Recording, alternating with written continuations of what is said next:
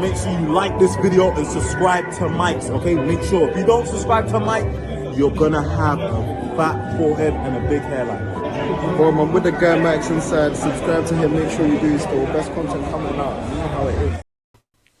Hello and welcome back to another video, people. Welcome back to the YouTube channel. Make sure you're smashing the likes and subscribing if you're new. We're trying to reach 1k before the end of the season, people. 10 days away from the end of the sea 'We're like 50 odd subs away. So let's make it happen, people. Subscribe if you're new. Yeah, I wanted to talk about this because every time from like January to like July, for example, well, I say January to May, or even the period between January and May, you see transfer links all the time with your club, whether they're credible or not credible. Regardless, there's no smoke without fire and all that. Doesn't mean you should believe every source, but it does mean that your club is briefing shit to people. So you'd like to think that your club is on the move. You'd like to think so, even though that's never been the case. But when your club is linked to players all the time, every single month, when it's not a transfer window, and then people start signing players, all of a sudden the links disappear. I don't think people realise how stupid this is. So we're now in May, 15th of May, and yes, cool, these clubs are clear of the calibre of ours, but I'm seeing clubs making moves. I'm seeing Real Madrid, Liverpool, Man City all trying to sign players in May, and a transfer window hasn't started, because there's not really any rules. The transfer window starts when you want it to start. There's not really any rules. It's just like, you can still sign players now. They just join later. It's just nobody wants to do it, or nobody wants to brief it, because it's more difficult when players are still playing, and technically the season isn't over.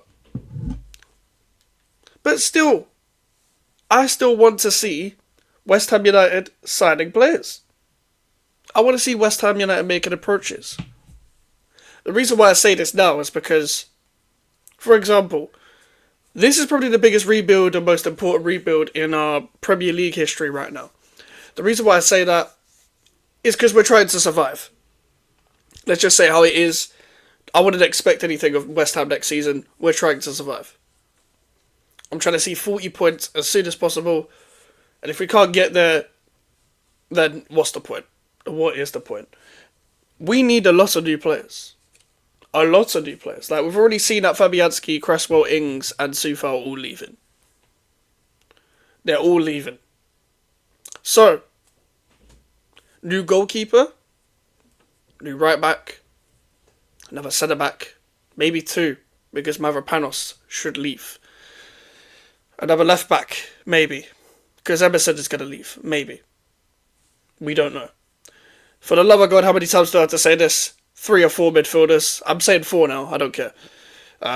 We need to make player sales in that position immediately as well. Number 10, left winger, striker. That's a lot of players. We're not going to get all of that done. We're not, but all of that needs to happen. It does. It fucking needs to happen. If it doesn't happen, we could be absolutely finished. Now, here's where the bigger problem comes in. Our owner is now a director of football. So I'm not expecting West Ham to get deals done right now. What I'm expecting is West Ham to do what West Ham have been doing before the David Moyes era. And let's go back to signing players via agents, going back to signing players late July, late August, and they don't get a pre-season, they don't settle into the club. 6 months later, they probably want to leave. Now, I don't know who West Ham should get. All this hype about Jonathan David, he's going Napoli. All this hype about Angel Gomez, he's going Marseille. So we're not getting either of them. We're not. Why would you join Napoli? Why would you join West Ham over Napoli? Why? Why would you join West Ham over Napoli? I'm pretty sure the deal is probably broken down by now between West Ham and Jonathan David. I haven't kept up to date because I'm struggling to use the will to care, to be honest with you. Now, the win on the weekend is cool. But if you think I care about this season, I don't. I don't care about this season. The Arsenal win was fun. The Leicester win was cool. I thought we turned around a bit of form. Then the rest of the season came about. I'm like, I don't care. I don't care. But this is what we're looking at when it comes to West Ham now. We have to, and I mean have to, rebuild. We have to rebuild. There are players to build on. Todibo, Bowen, Wan-Bissaka for me. And the youngsters. Bring through some of the youth should help with this. And I'll break down how West Ham should rebuild and how the academy could help West Ham's rebuild in another video. But in the most important rebuild of West Ham United's life, we need to get started now. Whether you want to sign championship players, cheap foreign players, I know West Ham want to expand their whole scouting area to pretty much all around the world and stuff. Then do it then. Do it now. It has to happen now. If not, then 1st of June. 1st of June, at minimum. At max, you should be starting on the 5th of June. I'll give you a couple of days to relax in the beach. But 5th of June. Get started. Get started. I need to see movement. This is important. Over 10 players minimum. Like, I'm sorry, it has to happen. I'm not here to wait. I'm not here to be patient. I'm not a patient guy anyway. But I've tried to be patient with this club. I'm not here to be patient. I require a certain standard for the club. Because I keep the same energy with every single bit of management, every single bit of employment that is at this club. So instant stability is needed. We need a whole new spine. We need more youth in the bloody squad because half our players are about 45 years old. We need to lower the age of the squad. We've got the experience already. We don't have the excitement of youth players at this club. We don't.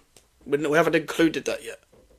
If I don't see that next season, then I don't know what to think. But we've been promised so much. So who am I to hold people to their word? But there's a lot of people that need to leave as well. There's like the start of Cresswell, Soufal, Fabianski and Ings should be the only start of leaving. I'm trying to see Alvarez, Ward-Prowse, Mavropanos, Naya Faged when he comes back.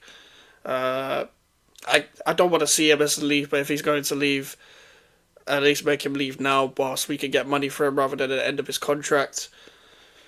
And I think Kudus needs to go to generate money. I think for the betterment of us, I think the chapters of Kudus and Paquetá are done. I think it's done for me. I think it's done personally. I don't think managers know how to get the right balance of Kudus, Paquetá and Bowen. It's quite simple, but I don't care at this point. Just get new players. If we supposedly need money as well, Kudus should be the first to go to generate the money. Not because he's a worse player than Ward-Prowse and fucking Alvarez, for fuck's sake. These two do my fucking head in. And these were the players that Moyes wanted at this club, but God forbid I criticise David Moyes. But it is what it is. I think if you're going to do this whole sell to buy thing, I think it's an excuse. But we'll get into it another time at the end of the season. But I think it's important to say right now that I'm looking at other clubs buying players, and West Ham are doing fuck all. Make sure to leave a like on the video, people. Make sure to subscribe if you're new. Social media's over in the description if you want to follow me. The email for the inquiries. I'm trying to reach 1K before the end of the season. So let's make it happen. 10 days before the end of the season. Let's get to 1K. I'll see you guys later. Take care and peace.